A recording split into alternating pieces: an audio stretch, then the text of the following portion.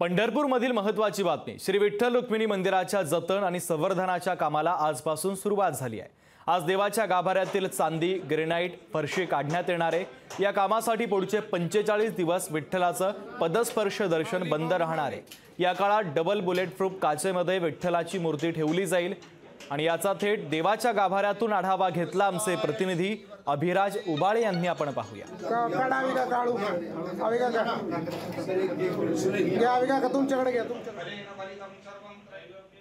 श्री विठ्ठल रुक्मिणी मंदिराच्या जतन आणि संवर्धनाच्या कामाला सुरुवात झालेली आहे।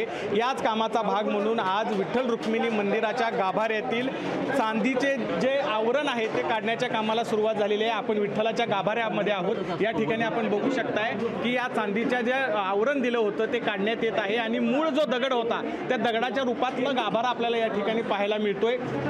पुढचे 45 दिवस विठ्ठलाचं पदस्पर्श दर्शन बंद राहणार आहे। याबाबत सविस्तर बोलण्यासाठी आपल्यासोबत मंदिर समितीचे सहअध्यक्ष हबप गहिनीनाथ महाराज औसेकर आहेत। महाराज, काय सांगाल, कामाची कशी सुरुवात झाली, किती दिवस काम चालले? काही नाही, आज श्री विठ्ठलाची विधिवत पूजा करण्यात आली।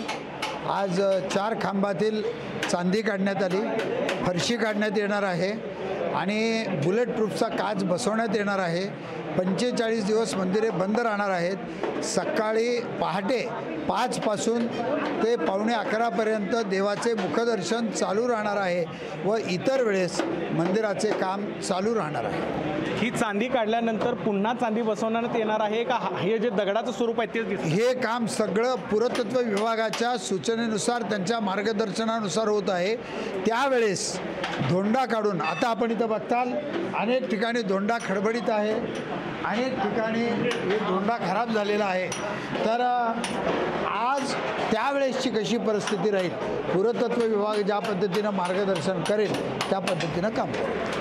तर नक्कीच भारतीय पुरातत्व खात्याने दिलेल्या सूचनांनुसार हे काम चालू आहे आणि या माध्यमातून विठ्ठल मंदिराला पुरातत्व स्वरूप देण्याचं, पुरातन स्वरूप देण्याचं काम आता सुरू झालेलं आहे। अभिराज उबाळे, लोकशाही मराठी, पंढरपूर। लोकशाही मराठी, ऐका, पहा, जागरूक रहा।